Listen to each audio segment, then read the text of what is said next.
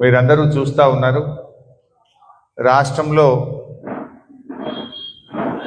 కాంగ్రెస్ ప్రభుత్వ వైఫల్యాలను ప్రశ్నిస్తే, బయట ప్రశ్నిస్తేనేమో పోలీస్ కేసులు, అసెంబ్లీలో ప్రశ్నిస్తేనేమో సస్పెన్షన్లు. అంటే ఈ ప్రభుత్వంలో 7వ గ్యారంటీ ప్రజాస్వామ్యం అని ఏదైతే చెప్పినరో అసలు 7వ గ్యారంటీ లేకుండా పోయింది. ఇందిరా పార్క్ దగ్గర ధర్నాలకు అనుమతులు ఇబ్బంది పెడుతున్నారు. ఆశా వర్కర్లు హైదరాబాద్కి వస్తే పోలీసులతోని సొమ్మసిల్లిపోయేటట్టు కొట్టిపిస్తున్నారు. మొన్నటిదాకా సర్వశిక్ష అభియాన్ ఉద్యోగులు సమ్మె చేస్తే అణచివేసిండ్రు. ఈ రకంగా జరుగుతూ ఉంది. ఈ ప్రభుత్వం మొదటి రోజే, ప్రభుత్వం అధికారంలోకి వచ్చిన మొదటి రోజే 2 లక్షల రుణమాఫీ చేస్తామన్నారు. ఈరోజు నిన్న ఏమైందో అసెంబ్లీలో మీరు చూశారు. 2 లక్షల రుణమాఫీ మీద ఈ ప్రభుత్వం చేతులు ఎత్తేసింది. మేము సవాల్ విసిరిన మీ రాష్ట్రంలో ఏ ఊరికైనా వెళ్దాం, రుణమాఫీ అయిన వాళ్ళు తక్కువ, కాని వాళ్ళు ఎక్కువ. ముఖ్యమంత్రి చెప్పిండు 2 లక్షల మీదున్నోళ్ళు డబ్బు కట్టండి, ఒక్క క్షణంలో మీ రుణాన్ని మాఫీ చేస్తా అన్నాడు రేవంత్ రెడ్డి. ఒక్క క్షణంలో అన్నాడు. ఆయన మాట నమ్మి 2 లక్షల మీద ఉండి రైతులందరూ డబ్బులు కట్టి ఇప్పటికీ 6 నెలలు అవుతుంది. 6 నెలలైనా కూడా ఇంతవరకు రుణమాఫీ కావడం లేదు. ఇవాళ అనేక మంది 2 లక్షల లోపున్నోళ్లకు రుణం మాఫీ కాలేదు, 1 లక్ష లోపున్నోళ్లకు రుణం మాఫీ కాలేదు, 2 లక్షల పైన ఉన్న వాళ్ళకు కూడా రుణమాఫీ కాలేదు. రేవంత్ రెడ్డి గారు దేవుళ్ళ మీద ఒట్టు పెట్టి రాష్ట్ర రైతుల్ని మోసం చేసిండు. ఇక దేవుళ్ళనే మోసం చేసిన రేవంత్ రెడ్డికి రైతులను మోసం చేయడం ఓ లెక్కనా అని నేను అంటా ఉన్నా. రేవంత్ రెడ్డి గారు ఎన్నికల ముందు మొదటి సంతకం రుణమాఫీ అన్నాడు, ఒక్కటేసారి చేస్తా అన్నాడు. ఒకసారి చేసింది లేదు, విడతలు వేసిండ్రు. ఆ చేసిన కొద్ది మందికి కూడా మిత్తిలు మీద పడ్డాయి. రైతుల చేత మిత్తిలు కట్టించారు. మీరు రైతులే మిత్తిలు కట్టారు. అంటే మీరు పూర్తి స్థాయిలో రుణమాఫీ చేయలేదు. సగం మందికి కూడా రుణమాఫీ చేయలేదు. ఆ అయిన సగం మందికి కూడా ఇవాళ మిత్తిలు వడ్డీలు రైతులే కట్టుకోవాల్సి వచ్చింది. అంటే మొదటి రోజే మాఫీ చేస్తామన్నటువంటి రుణమాఫీ కాలేదు. మొదటి సంవత్సరంలోనే 2 లక్షల ఉద్యోగాలు ఇస్తామన్నారు. ఆ 2 లక్షల ఉద్యోగాలు రాలేదు. మొదటి రోజు మాఫీ చేస్తామన్న 2 లక్షల రుణమాఫీ కాలేదు. మొదటి సంవత్సరంలోనే 2 లక్షల ప్రభుత్వ ఉద్యోగాలని నిరుద్యోగ యువతను కూడా ఈ కాంగ్రెస్ ప్రభుత్వం మోసం చేసింది. అడుగడుగున దగ, అక్కా చెల్లెళ్లకు దగ, నిరుద్యోగులకు దగ, రైతులకు దగ, మహిళలకు దగ, ఆసరా పెన్షన్దారులకు దగ. ఇలా అన్ని వర్గాలను కూడా కాంగ్రెస్ పార్టీ దారుణంగా మోసం చేసింది. ఇలా అసెంబ్లీలో మేము అడుగుతుంటే ప్రతిదాడులు చేస్తున్నారు తప్ప ఒక్క ప్రశ్నకు కూడా సమాధానం చేస్తలేరు. లాస్ట్కి ఏమైపోయిందంటే ప్రశ్నోత్తరాల సమయాన్ని ఎత్తేసింది.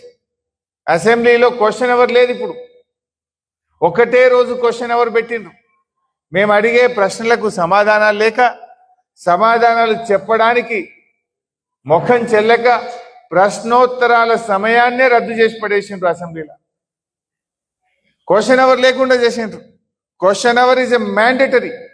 తప్పకుండా ప్రశ్నోత్తరాల సమయాన్ని ప్రతిరోజు పెట్టాలి. కానీ ఆ ప్రశ్నలు ఎట్లున్నాయంటే వాళ్ళకి సమాధానం చెప్పే పరిస్థితి లేదు. అందువల్ల ప్రశ్నోత్తరాల సమయాన్ని ఎత్తివేసినటువంటి పరిస్థితి ఈరోజు రాష్ట్ర శాసనసభలో చూస్తూ ఉన్నాం. అందుకే పిలుపునిస్తున్నాం, రైతాంగం ఎక్కడికక్కడ కాంగ్రెస్ నాయకులను నిలదీయండి, 2 లక్షల రుణమాఫీ మీద ప్రశ్నించండి.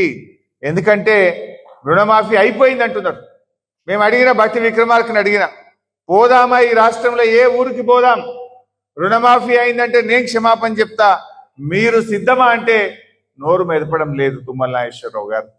అంటే ఇలా వ్యవసాయ మంత్రి, ముఖ్యమంత్రి, ఉప ముఖ్యమంత్రి ఈ రాష్ట్రంలో రైతులు దగా చేసిండ్రు. అదేవిధంగా రైతు బంధు, వానకాలం రైతు బంధు ఎగ్గొట్టిండ్రు. మొన్న ఎందుకు వానకాలం రైతు భరోసా ఇవ్వలేదు? పేరు మార్చింది తప్ప రైతులకైతే భరోసా లేదు. వానకాలం రైతు బంధు ఎగ్గొట్టిండ్రు. ఈ యాసంగి రైతు బంధు కూడా ఊరిచ్చి వేస్తున్నారు. కరోనా కష్టకాలంలో కూడా కేసీఆర్ రైతు బంధు వేసిండు. కానీ మీరు ఇప్పుడు ఏం కరోనా లేదు, ఏమీ లేదు. ఇలా కాంట్రాక్టర్లకు బడా కాంట్రాక్టర్లకు బిల్లులు ఇస్తున్నారు.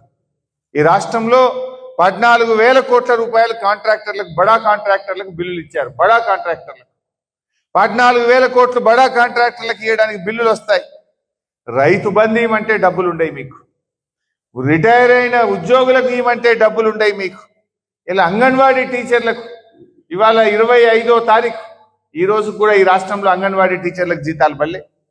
1వ తారీఖే జీతాలు ఇస్తున్నామని చెప్తున్నారు.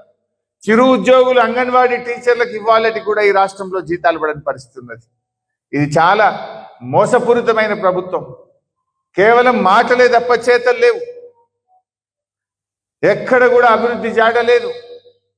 పేదల విషయంలో, ఇలా రైతుల విషయంలో ఈ ప్రభుత్వం వెనక్కిపోతుంది. ఈ రాష్ట్రంలో డబ్బులు లేవు అని మాట్లాడుతున్నారు. డబ్బులు లేకపోతే 20,000 కోట్లతోని HMDAలో టెండర్లు ఎట్లా పిలుస్తున్నావు?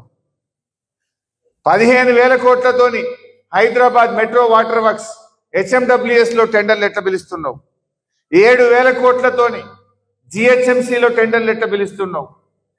నీ భూములున్న మీ అత్తగారింటికి ఆమన్గల్కు 5,000 కోట్ల రూపాయలతో 10 లైన్ రోడ్ ఎట్లా ఇస్తున్నావు? 10 లైన్స్ రోడ్ వేస్తుండే ఆమన్గల్కు, కల్వకుర్తికి. ఫ్యూచర్ సిటీ పేరు మీద 5,000 కోట్లతో రోడ్ వేస్తున్నావు. మరి మా నిరుద్యోగులకు నిరుద్యోగ భృతి ఇవ్వమంటే డబ్బులు లేవంటావు. రైతు బంధు అడిగితే డబ్బులు లేవంటావు. ఉద్యోగులు మా డిఏలు ఇవ్వండి, మా PRC ఇవ్వండి, రిటైర్డ్ ఉద్యోగులకు ఇవ్వమంటే డబ్బులు లేవంటావు. అంటే నీకు ఇష్టమున్న వాళ్ళకి మాత్రం డబ్బులు వస్తున్నాయి. రైతులు అడిగితే, పేదలు అడిగితే, మహిళలు అడిగితే వాళ్ళకు మాత్రం డబ్బులు లేవని ఇలా ముఖం చాటేస్తున్నావు. ప్రజలు గమనిస్తున్నారు. నువ్వు 14,000 15,000 కోట్లు బడా కాంట్రాక్టర్లకు బిల్లులు ఇచ్చినావు కదా, మరి అవేడికెళ్ళి వచ్చినాయి?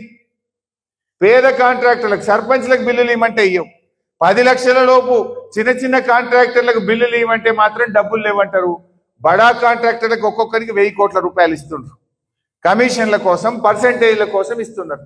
పేదలకు ఇవ్వమంటే మాత్రం ముఖం చాటేస్తున్నారు. సో రైతాంగం ఎక్కడికక్కడ వానకాలం రైతు బంధు డబ్బులు ఇవ్వాలని, యాసంగి రైతు బంధు అందరికీ ఇవ్వాలని, రుణమాఫీ ప్రతి రైతుకు 2 లక్షల మీద ఉన్న వాళ్ళకు కూడా 2 లక్షల రుణమాఫీ చేయాలని మీరు ఎక్కడికక్కడ నిలదీయండి. ఈ ప్రభుత్వాన్ని బీఆర్ఎస్ ఇడిచిపెట్టదు. సంపూర్ణ రుణమాఫీ అయ్యేదాకా కాంగ్రెస్ పార్టీ వెంట పడుతూనే ఉంటాం, ప్రశ్నిస్తూనే ఉంటాం. రైతుల పక్షాన ఈ కాంగ్రెస్ ను నిలదీస్తూనే ఉంటాం.